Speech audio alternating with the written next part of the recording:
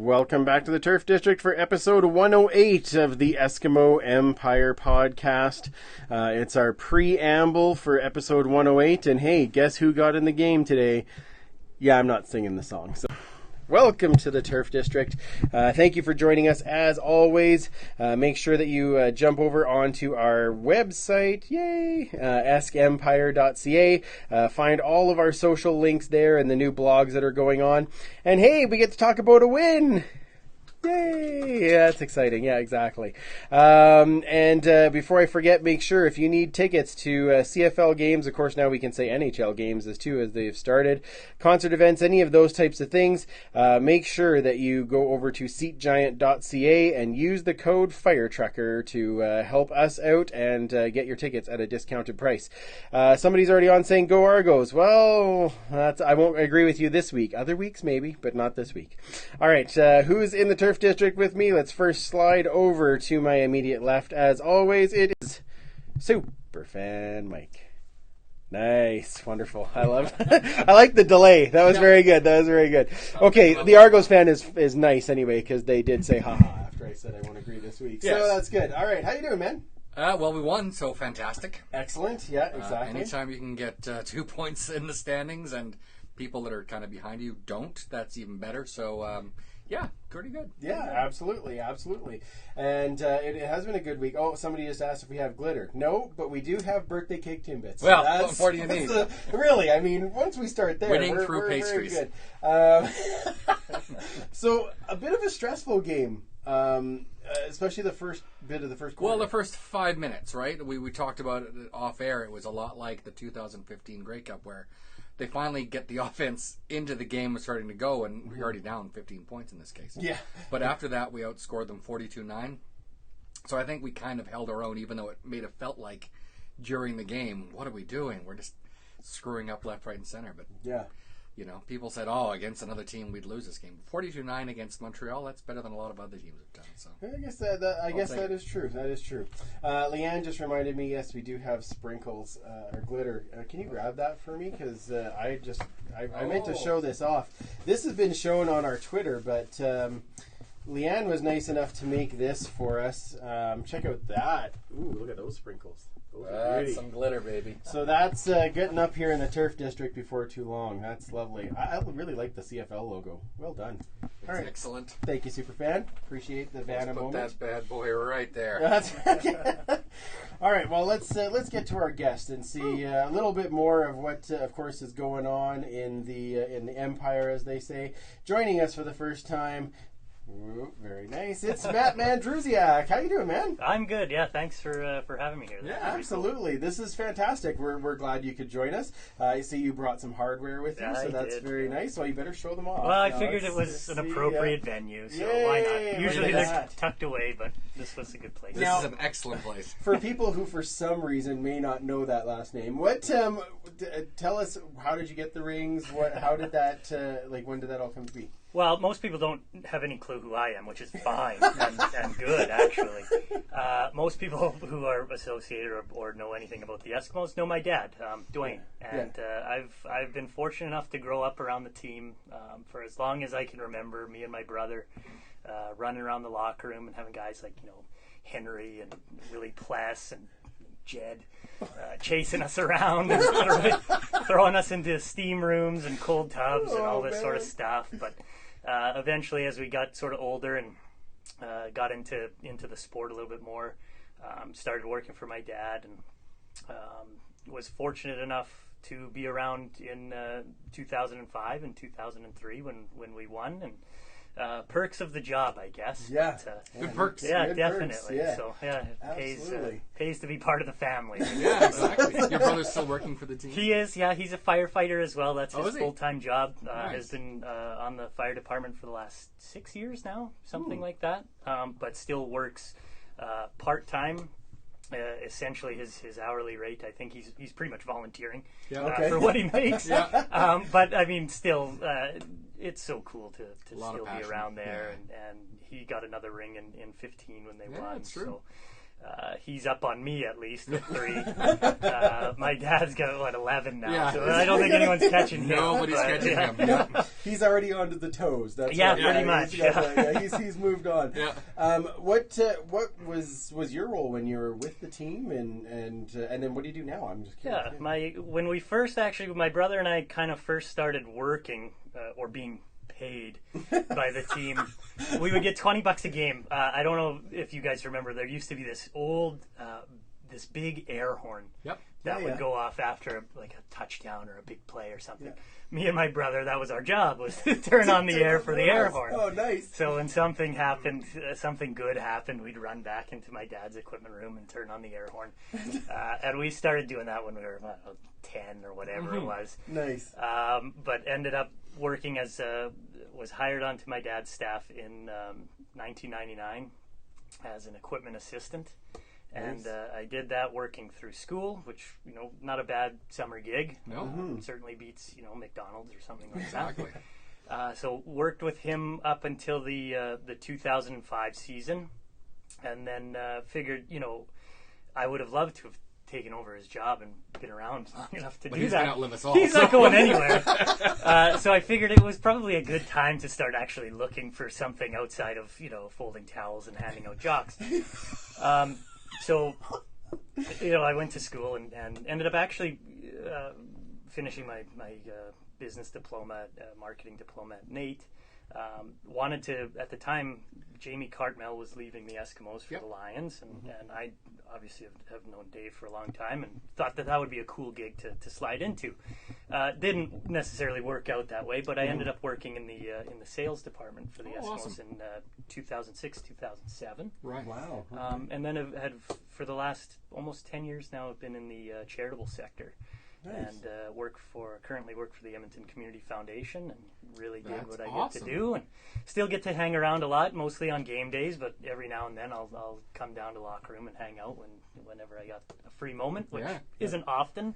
Yeah. But they still welcome me in there, so that's kind of awesome. Nice. Yeah. That is outstanding. That's exactly. Fantastic. So, as now kind of switching more into the fan role. What's kind of the best parts of the team that you think right now? Well, it's nice to see us get a win. Yes. We've needed that. We all agree with that. Yes. Yeah, we've needed that. The last 6 weeks, 7, I guess, if you count the bye, have been difficult. Yes. It's very nicely put. Yeah, and it is nice for me. I'm not on his staff anymore, but I am around on game days, so I am still in the locker room. I am on the field. I still get to be close to the team, which is nice, even from the outside a little bit. And, you could just see that we really needed this one. Yeah. The nice thing is, even how we've been going through these losing streaks, and from what I can tell, I'm not around as much as I used to be, but even so, after games, the team's not divided.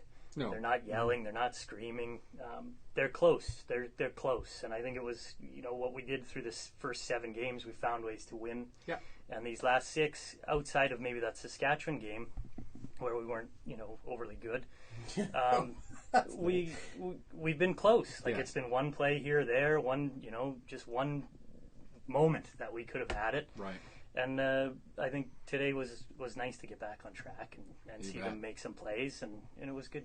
It was good to see the guys sort of rally around each other in tough conditions and pull one out. Yeah, very tough conditions. I like Bill just said chalkboard scratching painful. The last 6 weeks, I'm like, that's probably a good I think the thing is, too, we weren't winning the games in the 7-game winning streak by a lot. No. Like, it wasn't like we were blowing other teams out. And then when we were losing, like you said, other than the Saskatchewan game, we weren't losing by a lot. We were usually fairly close. Yeah.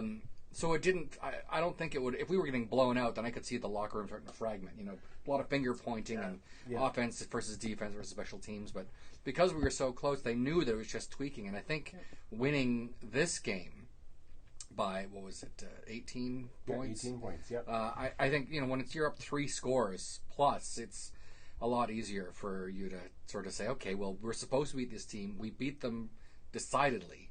So now we can sort of, okay, we are a decent team. Let's go into next week against Toronto and prove to everyone at home that we're still a force to be reckoned with. Yeah, we need that win at home now too for the fans that are here. Yep, absolutely. Yeah, namely you and me. Yes. Okay. Oh, and Matt. I don't want to take on Matt. I mean, he's going to be there That's too. okay. I mean, Yeah, that's I'll be important. around. Yeah, exactly. We got a Empire question from a fan called Jerry, and his question was, "Who do you think is the next player that should go on the Wall of Honor?" That's a good question. Because one. you've been around so Yeah. many of these guys. There's got to be a personal connection as well. Yeah, for sure. I did see this question, so I was cheating last night as I was going to bed. I did see Jerry's question, so it got me thinking before I went to bed. And this is a completely biased answer, but I don't think it should be a player. Actually, I think it should be my dad. Yeah. And probably Hugh Campbell, to be honest. Right. But I really do think my dad deserves to be up there. 47 years. Yeah. Come on. Absolutely he does. And I think it was really cool what the club did to honor his 1,000th game Yes. a little while back now. BC game, yeah. And I've seen other teams do it. Calgary's already done it. BC's done it. So Hopkins went out. I'm and Cato and Bill Rochelt in BC. I'm certainly biased, but I think my dad deserves to be up there. But in terms of a player, this one was tough. I did think about it, and the guy that continued to stick out for me was I think it's Jason Tucker. Really was the guy that I think exemplifies someone that could be up on the wall. Yep. You look around the ring, and it's certainly guys that have done amazing things on the field, but off it as well. To make Edmonton, to make Alberta, Canada a better place. And Jason was certainly a guy who was like that. I agree. Unbelievable talent on the field, Yep. But one of the nicest guys off of it and had time for everybody. Yeah. Awesome. And his stats speak for himself. So the catches he made, the way he showed up every game. Oh, yeah. That He's a corner guy route with Ray. those two are money. Yeah. You wonder if they're almost waiting to put those two up together. Like, once Ray is done, like, it would actually make sense to put those two up Especially if you could have him throw one last pass. Well, no, he could do it. That's right. Yeah. Could you just run the corner out? It's going right there. Yeah. For me, I'd like to see. We've often done them in tandem, right? We've had the last one we had Bill Stevenson and Heck Pothier go in together. We had Ruck and Fleming go in together. So we have a lot of pan.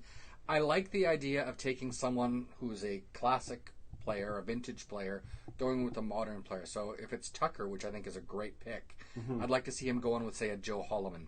Someone who is around in that 70s. That's going to bring the fans of a certain vintage, the graybeards. What do you speak of? Yes, those graybeards who were around in the 70s and 80s when Holloman played. Yeah. And then you've got Tucker, who's going to appeal to the people from the 2002 to 2008 kind of thing. Yeah. Both, I think, well-deserving to be on the wall. And I think it really shows the depth that this team's had over the decades. Absolutely. All right. Well, we've already talked about that, and I always say Joe Holloman, so that's what I like. But I can't disagree with you. And and if they put Ricky and Tucker in at the same time, like I said, it's magical. It'd be a great night, and there'd be a few tears shed. Let me tell you. In this room alone. Yeah. What do you mean? I'd be there. I'd be crying there. I'd still be filming it between now and then. That's right. Oh, it's true. Yeah. It'll wash away the glitter. Oh my! Yeah, a lot of glitter. Yeah, exactly. Oh no, Kayla's bringing extra glitter.